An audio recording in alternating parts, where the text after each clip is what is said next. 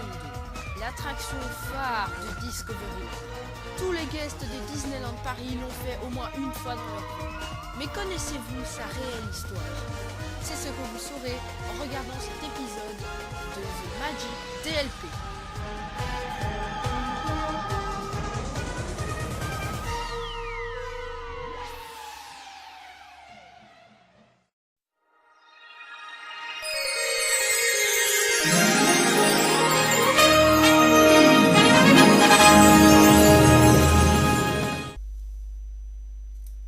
Nous sommes en 1955. À cette époque, tous les regards sont tournés vers le nouveau resort californien. Mais Walt Disney se rend rapidement compte que le parc manque d'attractions. Et il va trouver l'inspiration en Suisse, ou plus particulièrement sur le mont Cervin. Et c'est ainsi que naît Motorhorn Bobsled, qui ouvrira en 1959. Mais Walt Disney n'est toujours pas satisfait. En effet, lui veut aller plus haut, encore plus haut, c'est-à-dire l'espace. L'espace n'est pourtant pas un domaine nouveau pour lui, puisqu'il avait déjà créé 2 séries auparavant, Men in Space et Men in the Moon. Il demanda donc à ses Imagineers de lui créer une montagne de l'espace. Mais Walter ne le verra malheureusement pas de son vivant, car il est mort en 1966 et le premier Space Mountain n'ouvrira qu'en 1975, qui, entre parenthèses, ouvre non en Californie, mais en Floride, dans le Magic Kingdom de Walt Disney World. Celui de Californie n'ouvrant que 2 ans plus tard, en 1977. Il sera suivi de Space Mountain à Tokyo Disneyland et de celui à Hong Kong Disneyland.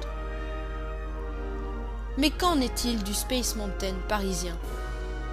Effectivement, le 4e Space Mountain ouvrira en 1955 entre l'ouverture de celui de Tokyo et de Hong Kong. Mais à la différence des autres Space Mountain, il n'ouvrira pas à Tomorrowland, mais bien à Discoveryland.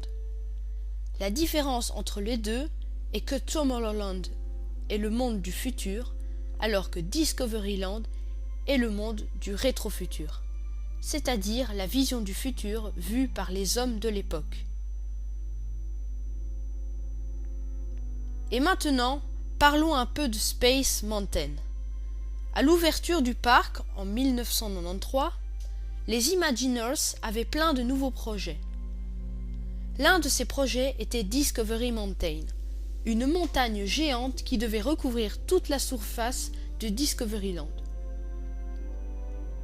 Mais au fil des mois, la montagne du projet a petit à petit rapetissé, pour finalement donner une montagne avec une seule et même attraction, Space Mountain, de la Terre à la Lune, ouvert en 1995.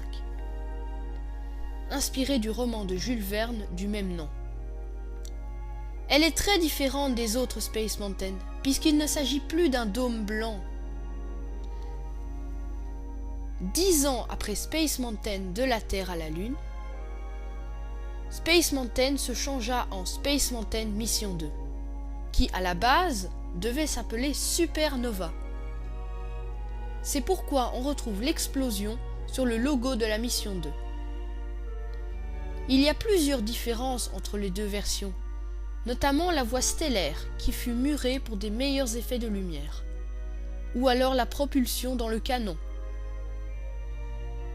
Toutefois, il est encore possible de retrouver des traces du projet initial, Discovery Mountain, comme les 2 cercles sur le café Hyperion, ou encore des plaques avec les 2 initiales, D et M.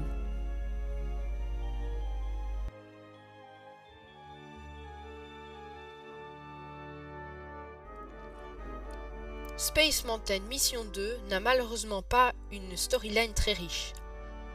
La storyline de Space Mountain de la Terre à la Lune est la même que l'histoire racontée dans le roman de Jules Verne de la Terre à la Lune.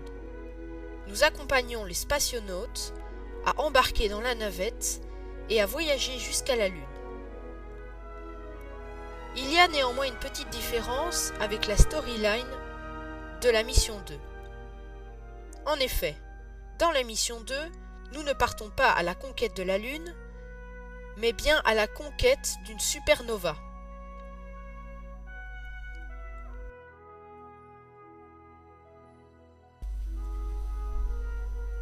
Pour ce qui est du déroulement de l'attraction, lui non plus n'est pas très riche en informations.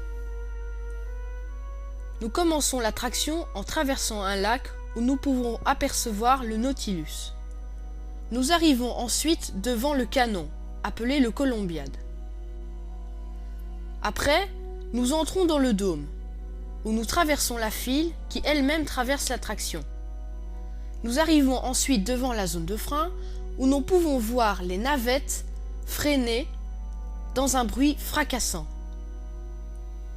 Ensuite, après avoir monté un escalier, nous arrivons dans une petite pièce où nous pouvons voir sur un écran les règles de sécurité. Après 2 virages, nous entrons dans la gare. Nous embarquons dans la navette pour un voyage interstellaire. La navette arrive au milieu du canon, où nous attendons quelques secondes avant d'être propulsés à toute vitesse à l'intérieur du dôme. Là, nous tentons d'éviter les météores et les planètes. Ensuite, nous arrivons devant la supernova qui nous propulse encore plus vite jusqu'à la spirale pour arriver jusqu'à la zone de frein. Nous revenons ensuite dans la gare pour laisser les autres visiteurs embarquer dans la navette.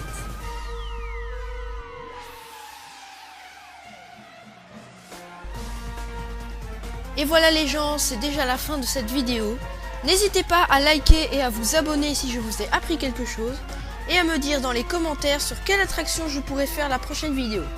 Quant à moi, il ne me reste plus qu'à vous dire au revoir et à bientôt pour de nouvelles vidéos. Ciao!